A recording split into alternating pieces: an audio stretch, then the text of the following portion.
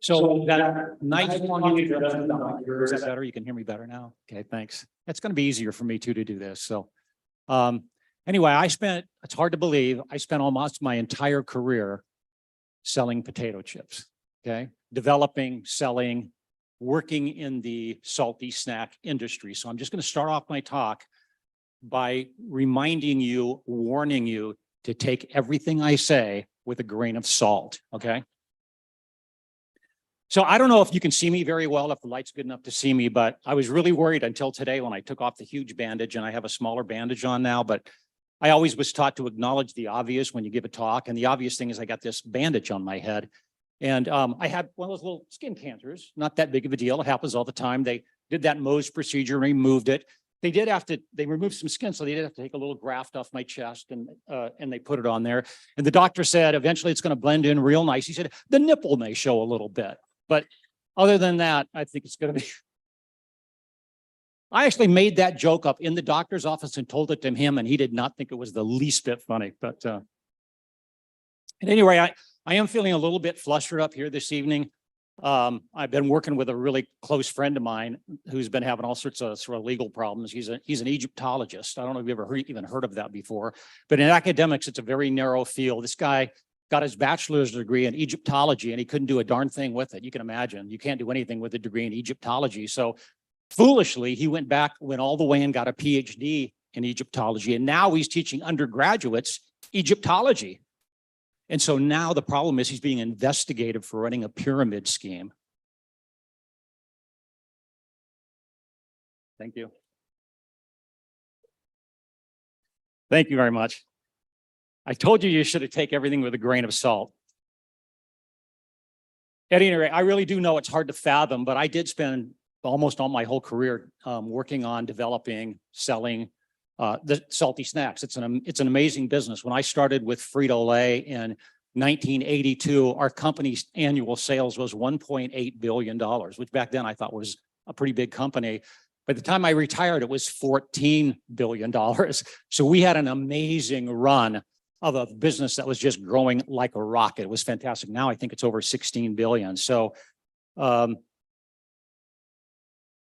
admittedly, we were doing something that people didn't really need, but that the world really, really wanted, okay?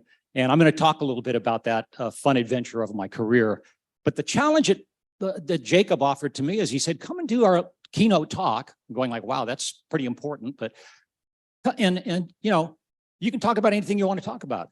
So I'm thinking, well, I got to talk about my career. That's how I spent my whole life. And I got to talk about your mission. How am I going to connect salty snacks and clean water? That's going to be a tough thing to do. That's what I'm going to try to do tonight. And so I titled this talk, Vera Aqua Vera Vita, but the subtitle was, Jacob and I are like water and salt. So one thing I did is I couldn't really think of any really great connections, so I turned to the Bible like all of us do, and I looked through the Bible, and actually there's a lot of references to both water and salt in the Bible. I kind of hadn't recognized that before, and I just picked out a couple, but one of my favorites was from Matthew chapter 5. I think it's a pretty good connection. Pay particular attention, Jacob, because this could be your next project. It basically says, to be salt is to show the people in one's life the unconditional love of Christ through good deeds. If that's not Jacob and his team, I don't know what is. Pretty impressive. That's what to be salt is. So that's a connection between salt and water. Then I went a little farther, and in the book of Kings, chapter 2, Elisha says, bring me a new bowl and put salt in it. So they brought it to him. Then he went out to the spring and threw the salt into it, saying, this is what the Lord says, I have healed this water. Never again will it cause death or make the land unproductive. So Jacob, all you really need to do is toss some salt in. You'll be fine. Yeah, exactly.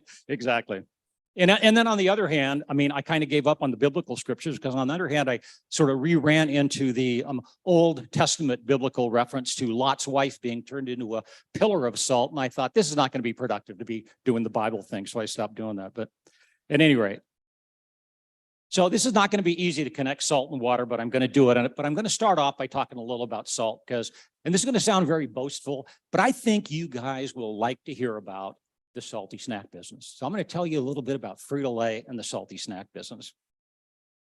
First of all, at Frito-Lay, we had an amazing company. We hired amazing executives.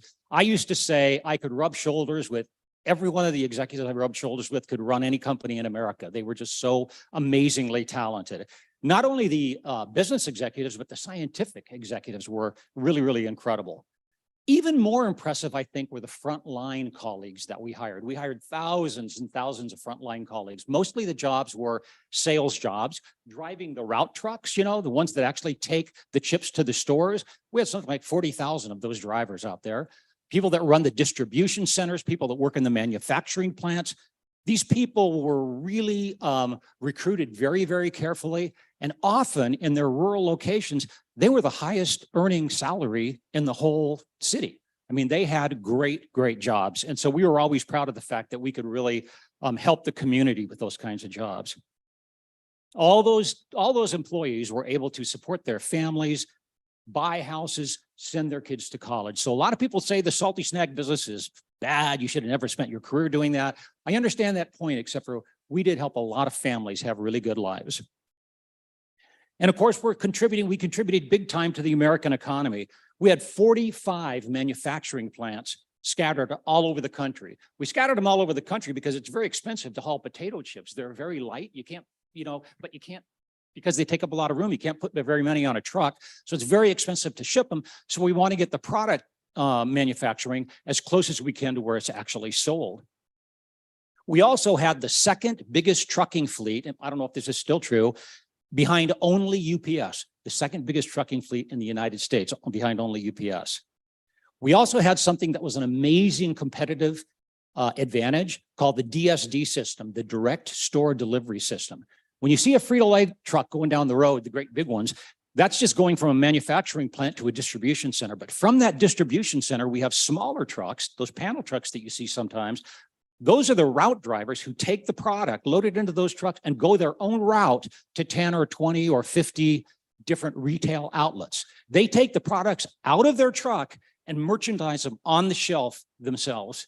The first time the store ever touches our product is at the cash register. We do the whole thing up until then. That's a huge competitive advantage compared to all of our other national competitors. And a good example of that would be Pringles. Okay, I'll just talk about Pringles. We tried to mimic that product one time. We called it Wavy Lays. It's still in the marketplace, but it's pretty small. But Pringles is really interesting. They said, we can't afford to have a distribution system like you have. It's just incredibly expensive. And it's the biggest item on our P&L, our profit and loss statement.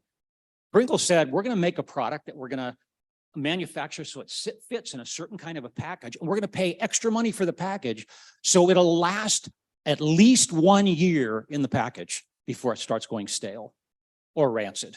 Okay, that's another word for it. 1 year. Our products had an average shelf life of 30 days. And how do we, so what's the difference? We spend the money on the distribution system to get it out and in the market as fast as we can, keep it very fresh. They spent their money on their packaging so they could go through a warehouse. So it's a completely different model of operation. Also, we had amazing brand clout during that time period. We had 3 brands that were over $1 billion. We had 10 brands that were over $1 billion, 10 brands that were over $100 million. And my team of scientists and my marketers also developed a brand new brand called Sun Chips. I think I mentioned this earlier to a few people, which grew to over $500 million. The idea in retail packaged goods to come up with a new brand and make it successful is almost impossible. And we were successful at doing that. So I know it sounds immodest, but it was a wonderful, wonderful achievement for us. They call me the father of Sun Chips. And it's the only thing I've ever been famous for. So my kids are so proud. Well, I would go to cocktail parties back then in those days, and people would come and say, what do you do? And I'd say, well, I just jokingly, I sell Doritos. And they say, oh yeah, Doritos, that's a great company. Going, well, actually, it's not a company. They would think it was a company all by itself. It was just one of our many brands. But we had a lot of brand clout. We could also hire pretty much any kind of talent that we wanted, like a celebrity that we wanted to hire. During my career, I hired Jay Leno, Jason Alexander, Michael J. Fox, Cindy Crawford, Elijah Wood, Chevy Chase, Larry Bird, and Kareem. And my most wonderful experience was hiring Neil Armstrong. I needed him. We were doing a little play for a sales meeting, and I needed him to come and just do a little 10-minute part. I somehow got his number through one of these speaking agencies, and I dialed the number one morning. I was a nervous wreck, sweating like crazy. I dialed the number, and it rang, and the phone picked up. This is Neil. It was amazing. There he was, Neil Armstrong. It was incredible. But he came and gave a beautiful talk for us. It was incredible. It was wonderful to have that kind of clout in the marketplace. I even got to pitch Steven Spielberg and George Lucas. They had new movies coming out. Remember when George Lucas was doing his prequels? We flew out to Skywalker Ranch out in Sonoma and pitched him in his private theater to see if we could be his promotional partner. And we won the deal. So we were his promotional partner for probably 7 years after that. So it was really a wonderful, wonderful experience. As a result of all of the stuff I've just told you about, we were able to charge big premiums for our products because they were higher quality, they were fresher. So that was another huge competitive advantage for us. And we were also expanding around the world. At that point, we were in about 60 countries. And actually, during that time period, I got to run marketing for those 60 countries for about 5 or 6 years. So it was a really wonderful experience. Anyway, I could go on, and over a beer, I usually do, but I'll try to stop here. Suffice to say that we were really hopping on all cylinders. We were running on all cylinders. Our business was really cooking. We knew we were on top of our world. We could go to any university in the country and pretty much hire anybody out of any graduating class. We were such a hot company back then at that time. It was a wonderful experience.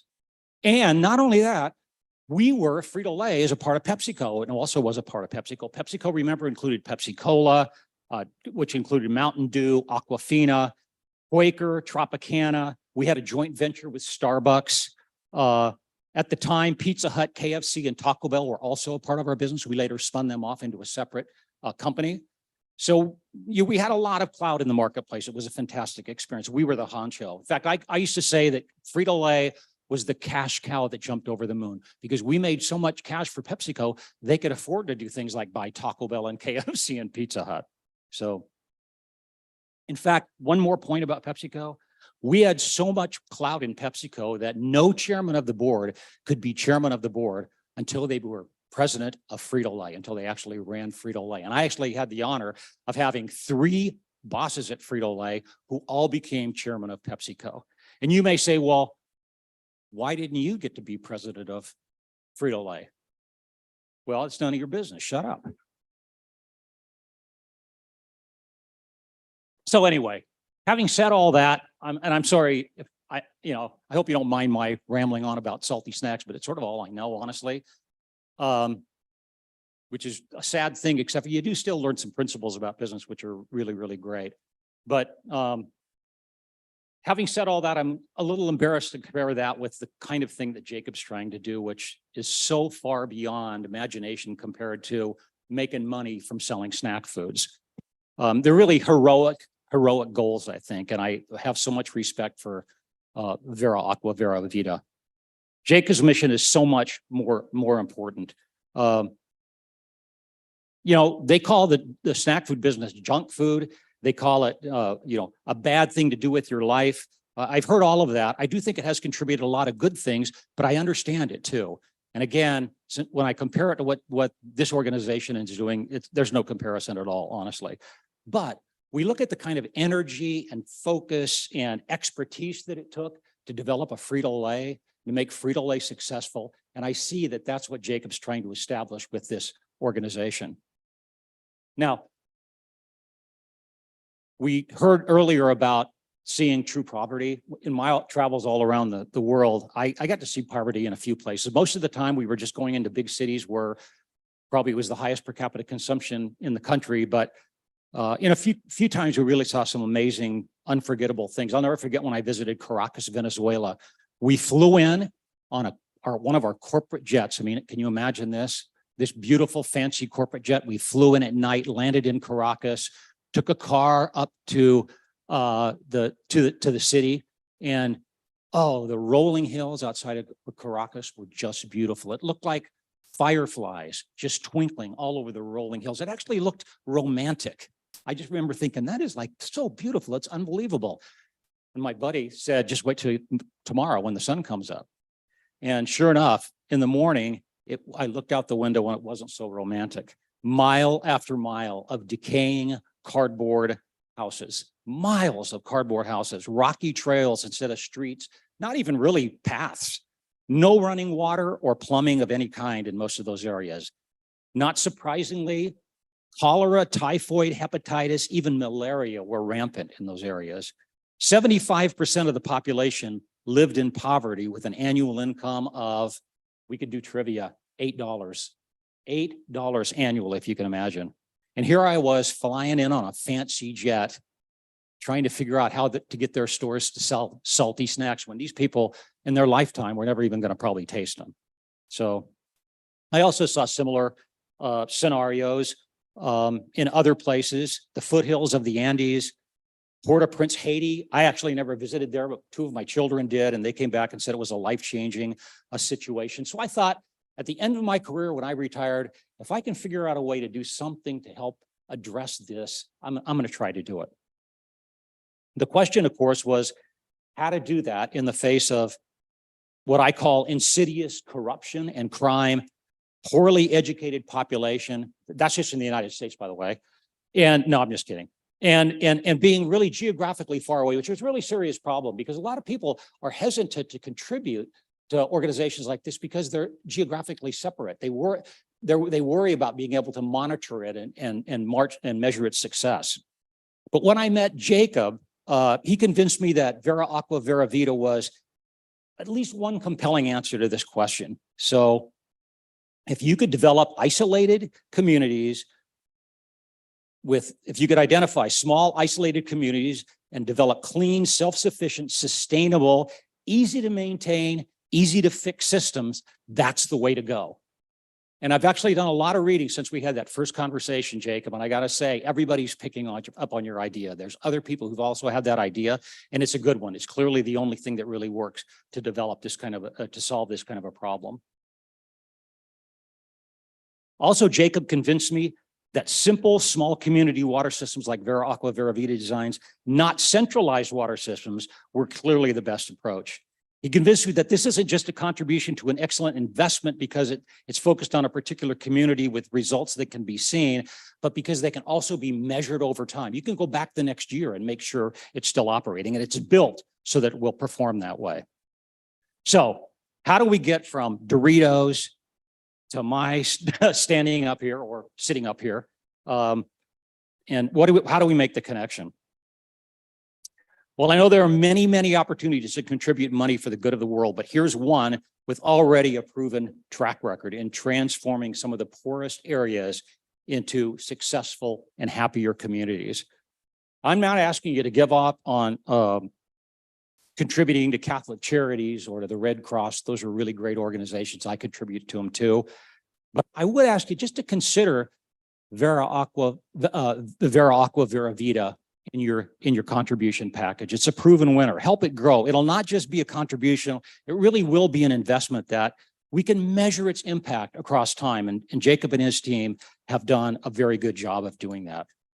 So finally, I guess I would just say, even if you have to cut back a little on your purchases of Cheetos, I never thought I'd say this, not Sun Chips, set that in a different category, but Cheetos or any other Frito-Lay product, to fund your contribution, I recommend you do it. I suggest you do it. Here's a way of reducing your salt and helping purify the water. Thank you.